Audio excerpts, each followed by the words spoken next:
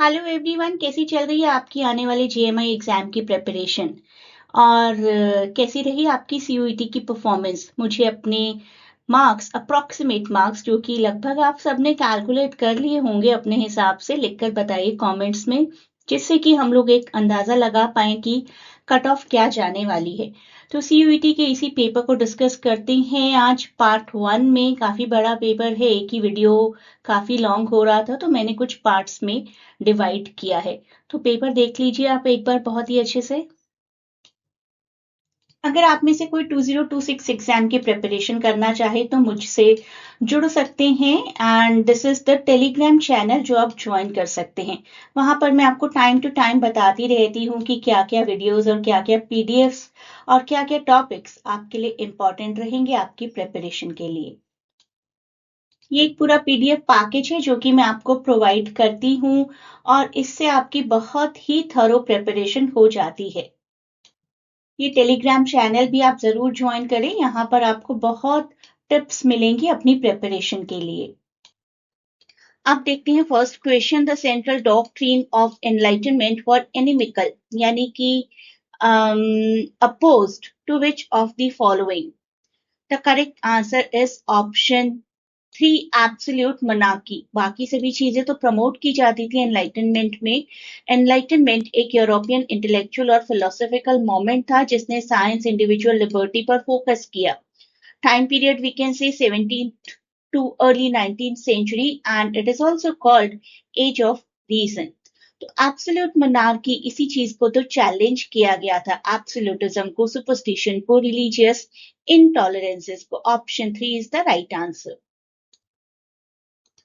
अब हमें कुछ अवार्ड्स को अरेंज करना है। ज्ञानपीठ अवार्ड को according to the years: Ghosh, Amitabh Ghosh, Mahadevi Verma, Nilmani Phookan and Girish Karnad. सबसे पहले महादेवी वर्मा, उसके बाद गिरीश कर्नाड, उसके बाद ईयर भी याद रखिए हर एक के, 2018 Amitabh Ghosh, and after that it is 2021 Nilmani फूकन।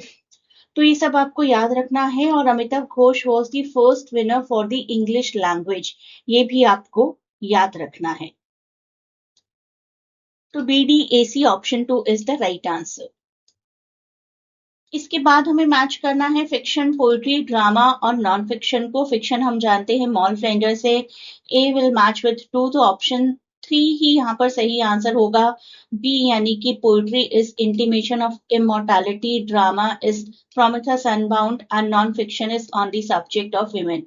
देखिए यहाँ पर मॉल फ्लेंडर्स डेनियल डेफो का वर्क है, इंटीमेशन ऑफ इमोर्टैलिटी, जिसका कि पूरा नाम है immortality from Recollections of Early Childhood, very beautiful poetry by Wordsworth. Then Prometheus Unbound by P.B. Shelley, and then on the subject of women, J.S. Mill. आपको authorship के questions भी आ सकते हैं किसी फ्यूचर एग्जाम में, तो सब कुछ कवर करिए यहाँ से।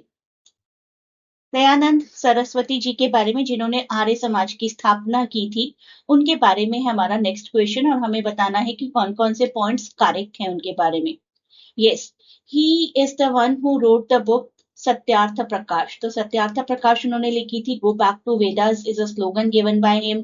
आर्य समाज की स्थापना उन्होंने की थी, but not in Andhra Pradesh, in Bombay. तो ये वाला पॉइंट हमारा गलत हो जाता है। Combination of A B D is right. D भी देख लीजिए। डीएवी स्कूल्स जो कि 1886 में स्टैब्लिश किए थे in the memory and as per the philosophy of Swami Dayanand by Mahatma Hansraj. किसने एस्टैब्लिश किए थे ये भी आपको देखना है।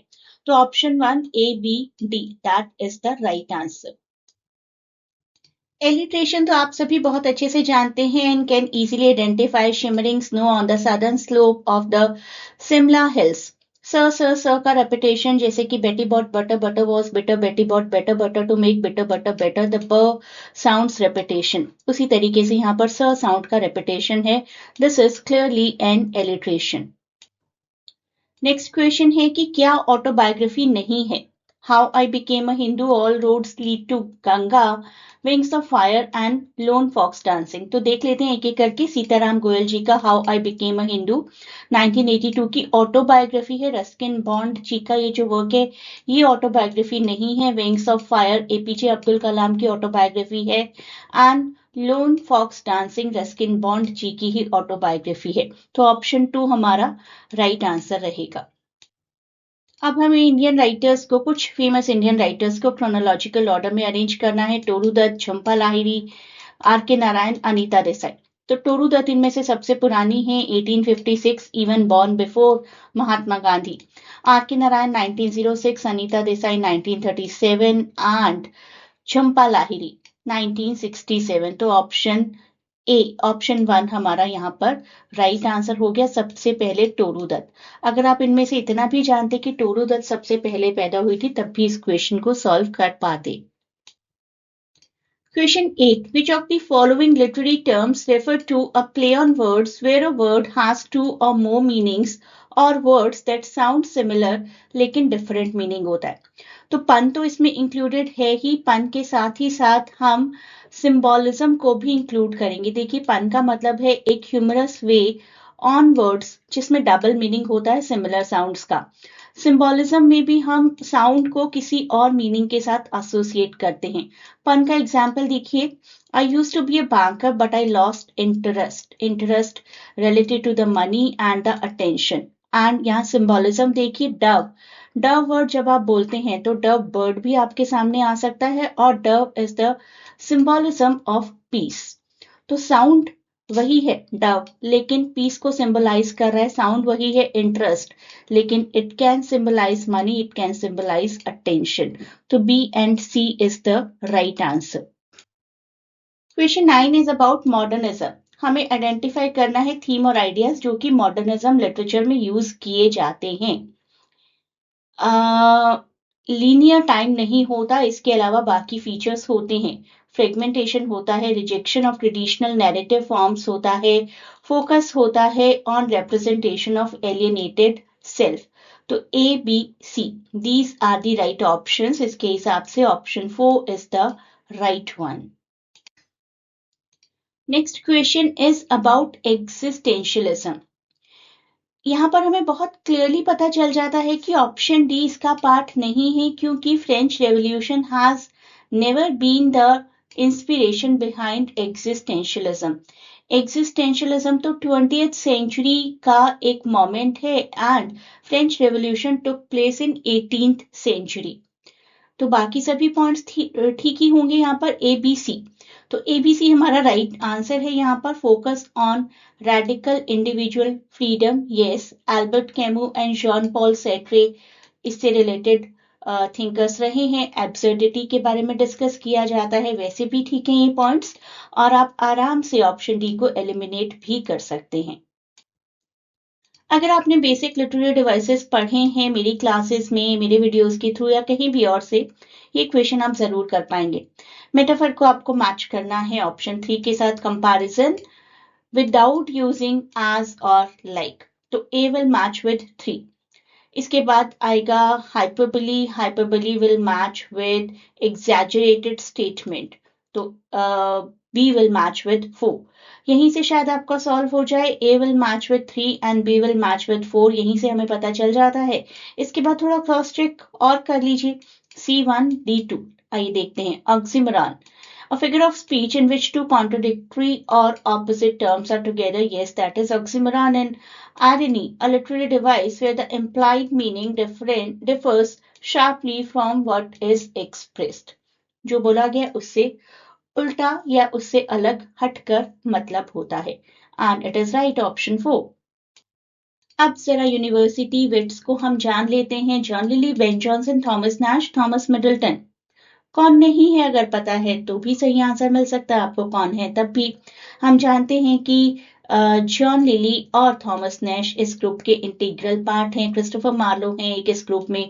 रॉबर्ट ग्रीन है जो कि शेक्सपियर को क्रिटिसाइज करते थे, अपस्टार्ट क्रो बोला था उन्होंने शेक्सपियर को। थॉमस नैश जो कि पैम्पलेट्स के लिए पॉपुलर हैं। जॉन लिली जो अपने कोर्टली रोमांस के लिए पॉपुलर हैं। थॉमस लॉज, इन्होंने भी काफी प्लेज और साइंटिफिक वर्क्स प्रोड्यूस किए। जॉर्ज पील अपनी पोइट्री और ट्रैजिक प्लेज के लिए जाने जाते हैं, and specifically Thomas kid for Spanish tragedy, जिससे शेक्सपियर ने भी हैमलेट का इंस्पिरेशन लिया था।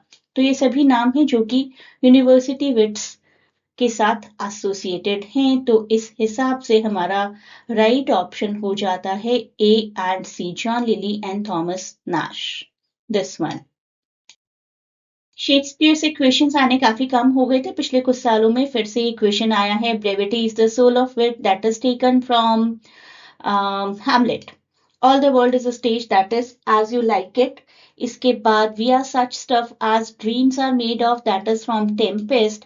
And out out brief candle, that is from Macbeth. तो hence option 1 here is the right one. Next question, which of the following books is not a part of Tamil text Sillappatikaram? The correct answer is option 1 Kollam.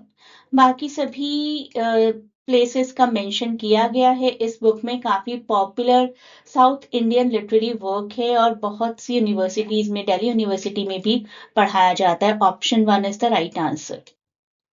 अगर हम इन writers के birth years को नहीं भी जानते तो थोड़ा थोड़ा इनके वर्क से अंदाजा लगा सकते हैं। यहाँ पर सबसे पुराने राइटर हैं शरद चंद्र जी, जिन्होंने देवीदास लिखा था 1917 में। देन हरिवंश राय बच्चन, जिनके सन हैं अमिताभ बच्चन, मधुशाला 1935, इस्मत चुगताई 1915। इनका पॉपुलर वर्क लिहाफ 1942 का है, ये बर्थ ईयर लिखे हैं मैंने। गुरदयाल सिंह राही मरही द दीवा 1964 का ये वर्क है, काफी पॉपुलर वर्क है ये इनका। तो इससे भी आप अंदाजा लगा सकते हैं थोड़ा सा कि इनमें से कौन से राइटर ने बहुत पहले लिखा है। ऑप्शन 2 हमारा राइट आंसर है। क्वेश्चन 16 करेंगे। मूवी अडेप्टेशन मेरा फेवरेट टॉपिक और मेरे सभी स्टूडेंट्स का भी favourite topic. Omkara, Maqbool, Utsav, Saawariya. Omkara is from Othello. इसके बाद आती है Maqbool, which everybody knows is copied, is an adaptation of Macbeth. Utsav Rekha ji की बहुत ही खूबसूरत मूवी है, based upon Mrichchhakatikam. And Saawariya, the first movie of Ranbir Kapoor and Sonam Kapoor, based upon white nights by Dostoevsky. तो यहाँ पर हमारा राइट ऑप्शन हो जाएगा option number 2।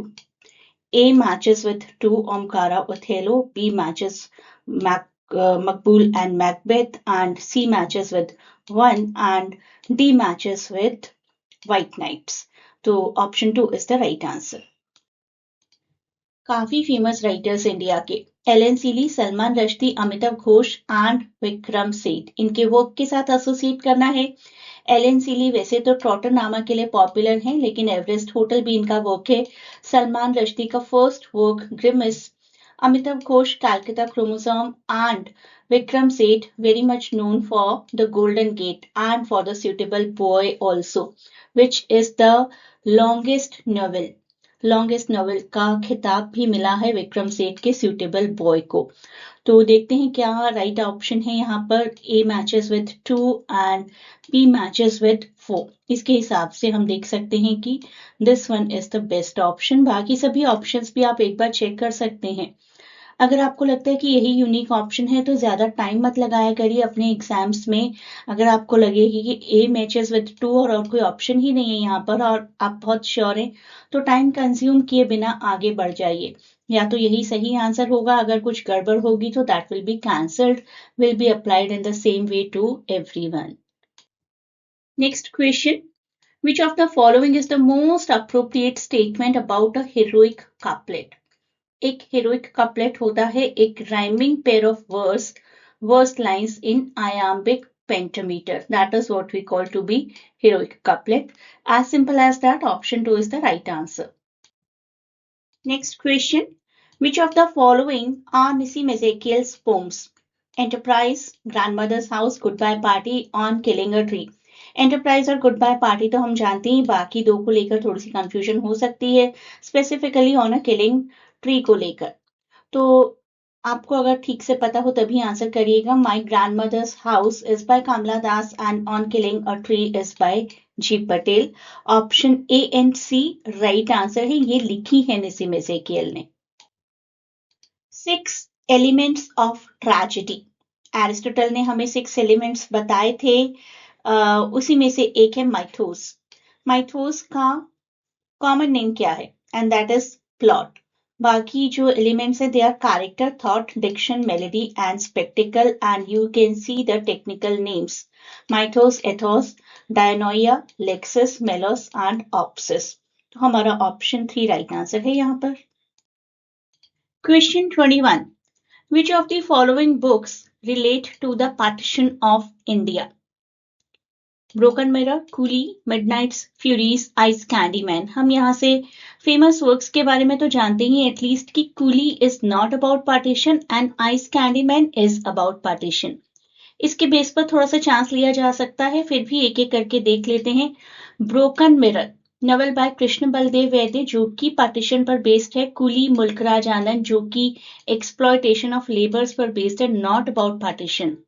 Midnights Furies non fiction book है निशीथ हजारी की, लेकिन पार्टीशन के साथ डील करती है। And ice Candyman perfectly a partition book जिस पर एक मूवी भी है, अर्थ। वापसी सिद्धवा की ये नॉवेल है, पार्टीशन पर ही बेस्ड है। एक पारसी गर्ल के पॉइंट ऑफ व्यू से, उनके नरेशन पॉइंट ऑफ व्यू से ये वर्क है। तो ए सी डी ऑप्शन 4 हमारा राइट आंसर हो जाएगा। फिर से क्रोनोलॉजिकल क्वेश्चन लेकिन टफ नहीं है। यहाँ पर हम आराम से बता सकते हैं कि स्वामी एंड फ्रेंड्स सबसे इनिशियल वर्क है इनमें से। स्वामी एंड फ्रेंड्स 1935, उसके बाद आएगा द गाइड 1958 जिस पर एक मूवी भी बेस्ड है। Shadow lines 1988 Amitabh Ghosh, and the last inheritance of loss 2006 Kiran Desai.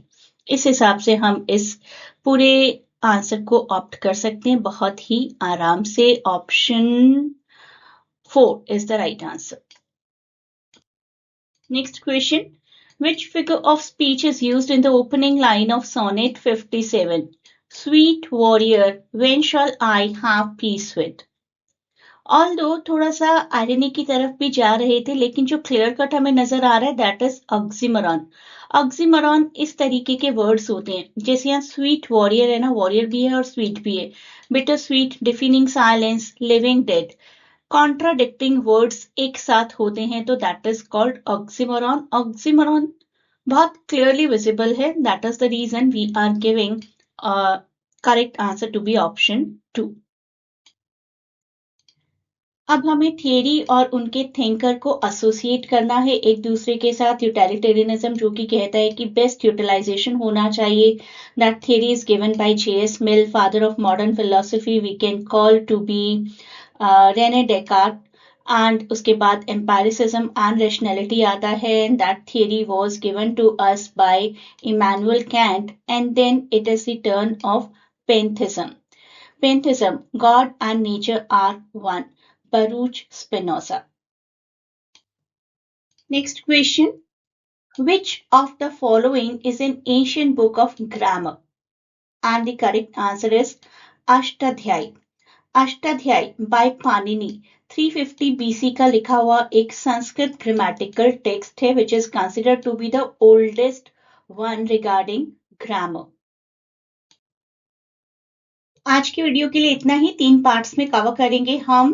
काफी टाइम टेकिंग है ये पूरा प्रोसेस। अगर आप लोग अपनी 2026 प्रिपरेशन के लिए या फिर नेट की प्रिपरेशन के लिए ये पीडीएफ चाहते हैं, you can opt for it. You can contact me on this link. यहाँ मेंशन कोई कोर्स अगर आप ज्वाइन करना चाहते हैं सीयूईटी के लिए, यूजीसी नेट के लिए, जेपीएससी के लिए, यूपीएससी के लिए, you can join the online classes. 2026 के मेरे बैचेस फॉर्म हो रहे हैं, उनके लिए इंक्वायरी कर सकते हैं on the WhatsApp link given in description.